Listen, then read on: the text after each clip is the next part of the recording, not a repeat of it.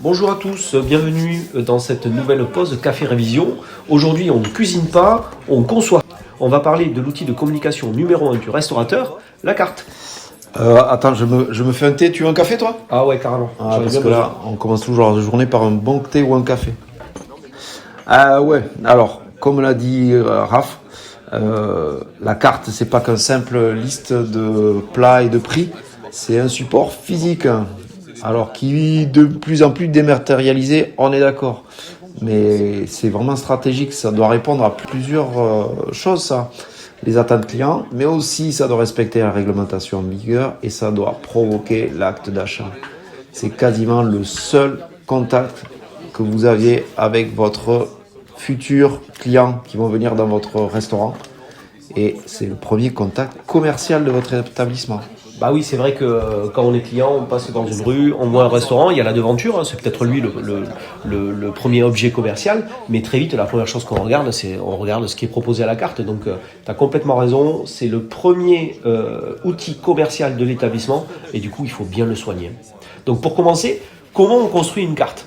Le cours distingue les différentes gammes classiques d'une carte, les entrées avec les potages, entrée froide, entrée chaude, les plats, qu'ils soient à base de poisson, de viande, de garniture. On a de plus en plus le mot side qui nous vient des États-Unis. Et puis les plats végétariens. Et puis ensuite, on a les laitages comme les fromages. Et puis enfin, les desserts. Et là intervient un truc que j'adore, c'est la science. T'as déjà entendu parler de l'eye tracking ? Ouais, j'en ai déjà entendu parler. Après, c'est vrai qu'on n'en a pas trop parlé avec les élèves. Ouais, c'est vrai. Mais les études, là, par exemple, elles montrent que le client ne parcourt pas une carte au hasard. Il existe des zones de lecture préférentielles. Quand il ouvre le menu, son regard, il se dirige instinctivement vers le centre, puis à droite. Donc c'est crucial pour le manager. Ça veut dire que les plats qui sont importants, les plats signatures ou les plats qui sont les plus rentables doivent être placés dans ces zones de décision stratégiques pour capter l'attention immédiate du client, quoi. Et généralement, c'est les plats. Hein. Bah oui. Et une fois la structure en place à la rédaction des intitulés. Donc, il doit être aussi très clair. Il doit être précis et il doit être vendeur. On évite les termes trop vagues, on valorise le produit, on mentionne le terroir et on reste concis. On fait l'inverse de nos années 80 où là tout était les farandoles de légumes. Ouais, c'est ça. Ouais. Et puis oui, c'était un peu suranné. Mais bon, ça a survécu ça jusqu'aux années quasiment 2000. Hein, où on avait quand même des intitulés qui étaient très longs et on peut voir encore sur certaines cartes des intitulés qui sont parfois un petit peu désuets. Après, c'est une question de cycle, hein, tu le sais bien. Hein, donc si ça se trouve, on va y revenir. Hein, on le sait pas trop. Un point important, attention, la liberté de rédaction de ces cartes a quand même ses limites avec la loi. C'est-à-dire que bien sûr, vous pouvez rédiger la carte comme vous voulez, mais il y a quand même des restrictions. Le cours rappelle 2 obligations majeures. Déjà, il faut informer sur les allergènes. Il y en a 14 au total. Le restaurateur doit être en mesure d'informer le consommateur sur la présence d'allergènes dans tous les plats. Donc, soit par des logos sur la carte, soit par une information orale ou écrite à la demande. Et puis ensuite, il y a quand même une obligation au niveau de l'origine des produits. La loi impose d'indiquer l'origine précise. Ça a commencé par l'origine précise de la viande suite à différents scandales alimentaires. Mais après, ça s'est élargi sur d'autres produits qui sont un peu plus incongrus, comme le miel, le vin, le cacao, la bière, et il y en a encore d'autres. Et pour l'image de marque, n'oublie pas, une faute d'orthographe sur une carte, c'est une faute professionnelle qui décrédibilise tout votre travail en cuisine. Et à l'époque des réseaux sociaux, on se retrouve vite fait sur Insta ou sur TikTok en ayant des gens qui se moquent un peu de nous. Bah oui, il faut être sérieux sur la carte et sur l'orthographe de manière générale. Hein. Et puis aujourd'hui, franchement, on a des outils qui sont faciles. Si vous n'êtes pas à l'aise avec l'orthographe, écrivez sur un logiciel de traitement de texte comme Word, par exemple. Faites jouer le correcteur orthographique et vérifiez. C'est quand même super simple et ça donne quand même une vraie bonne image de l'établissement. Si c'est carré sur la carte, on peut imaginer que c'est carré en cuisine et en salle. Tu peux m'en dire un petit peu plus sur les nouvelles tendances de rédaction ? Ouais, alors, si on regarde les cartes des restaurants aujourd'hui, on sent qu'il y a une vraie évolution dans la manière de rédiger. Les codes ont changé, heureusement. Ah ben oui, oh que oui, 1000 fois. La grande tendance actuelle, c'est le minimalisme brut, donc tout l'inverse de ce qu'on disait tout à l'heure. On oublie les envolées lyriques des années 2000, du genre déclinaison de douceur sur son lit de verdure printanière ou que sais-je. Aujourd'hui, beaucoup de chefs, surtout dans les concepts bistronomiques modernes, et c'est quand même souvent un peu le cœur de notre sujet, vont choisir de n'aligner que les ingrédients bruts, séparés par des virgules, des points ou des slash par exemple. T'as un exemple là qui te vient en tête? Bah oui, sur une carte, par exemple, tu vas pouvoir juste lire maquereau, slash, rhubarbe, slash, sureau, ou betterave, slash, chèvre frais, slash, noix.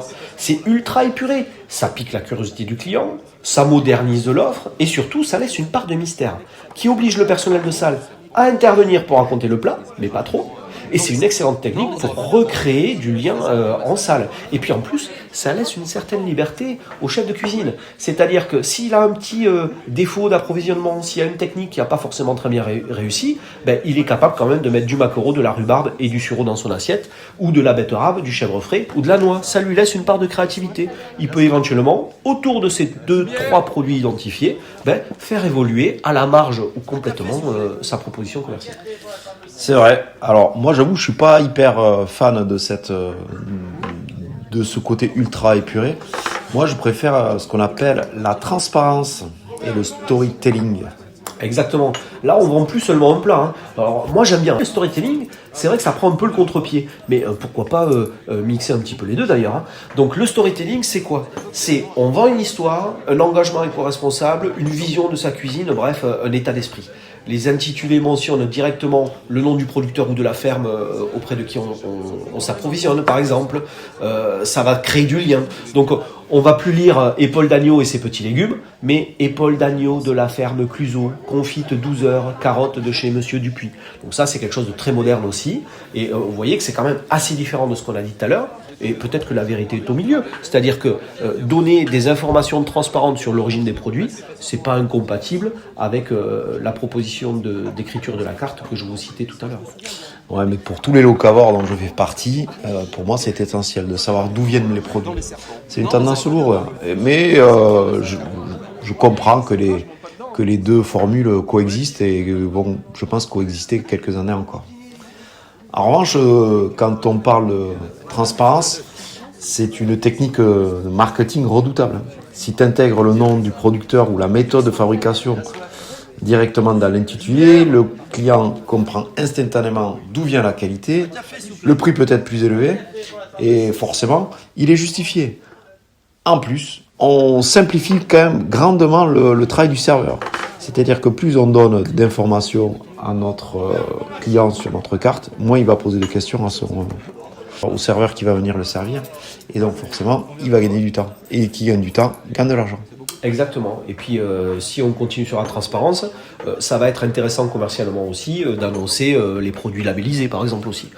Donc ça va être intéressant. Ça va être également un argument de vente. Ça peut être un élément discriminant pour que quelqu'un vienne manger chez toi plutôt que chez le concurrent.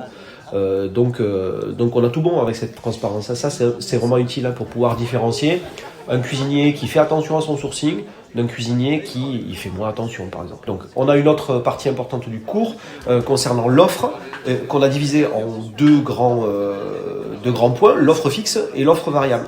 Donc on a 3 grandes stratégies. On a d'abord l'offre fixe, c'est des plats qui restent inchangés sur une longue période. Donc ça va être plutôt des fast-food, les routiers, etc. On va avoir une carte, par exemple, saisonnière, printemps, été, automne, hiver, donc 3 mois, par exemple. C'est ce que fait un peu un fameux restaurant bordelais qui s'appelle l'Entrecôte. C'est-à-dire que la carte est la même toute l'année, ça bouge pas. Alors là, effectivement, la période, elle est plus que longue, puisqu'en fait, c'est un plat unique qui est servi ad vitam aeternam. Effectivement, là c'est l'offre ultra fixe même, j'ai envie de dire. Donc l'offre fixe, on est d'accord, des plats qui restent à la carte pendant une période relativement longue, d'accord, qui sont renouvelés mais pas forcément, comme tu viens de le dire, et s'ils sont renouvelés, ils restent quand même à la carte pendant un certain temps. Et puis ensuite, on a l'offre variable. C'est des plats et des menus qui vont changer quotidiennement selon les arrivages pour saisir une opportunité de promotion chez un fournisseur par exemple, ou si on a une clientèle quotidienne, régulière, qui vient manger chez vous tous les midis. Vous ne pouvez pas lui donner un steak frites tous les midis, sinon à la fin il sort de votre restaurant en roulant. Et puis enfin, on a l'offre mixte. Allez, souvent, moi je dis que la vérité elle est au milieu, et là c'est exactement ça, hein. L'offre mixte c'est un mélange des deux. On va avoir une partie offre fixe et une partie qui va être variable par contre. C'est le leitmotiv des cuisines gastronomiques, c'est-à-dire que un grand chef qui a un plat signature, il est obligé de le laisser. En revanche, s'il veut se faire plaisir, il peut faire bouger son offre toutes les semaines, voire même tous les jours. C'est le sacro-saint plat du jour finalement. Exactement, c'est ça. Allez, on résume pour nos révisions. La carte, c'est donc un support de communication. Elle doit être adaptée à vos clients et à votre concept. Et à la réglementation. Tout à fait. La carte, c'est important également d'un point de vue psychologique. Lorsque vous la construisez au niveau physique, il faut utiliser des zones de lecture pour guider les choix du client. Et sur la version dématérialisée, hein, donc en ligne avec un flashcode ou autre, ça va être très important de mettre en avant, d'être capable de mettre en avant le plat que vous voulez vendre. Et puis ensuite, il y a la rigueur. Il faut respecter la réglementation. C'est important de donner des informations, mais il faut que ce soit des informations vraies, fiables, vérifiables. Et du coup, il faut être capable de pouvoir justifier de l'origine d'un produit, justifier de l'utilisation d'un produit labellisé, au cas où vous subissiez un contrôle, par exemple, de la DGCCRF. Ou de la DDPP aussi, qui peut venir nous voir. Tout à fait, pour d'autres raisons, mais effectivement. Et puis, enfin, soyez parfait sur l'orthographe. Vous n'avez pas d'excuses. Et puis maintenant, hein, faites marcher l'IA.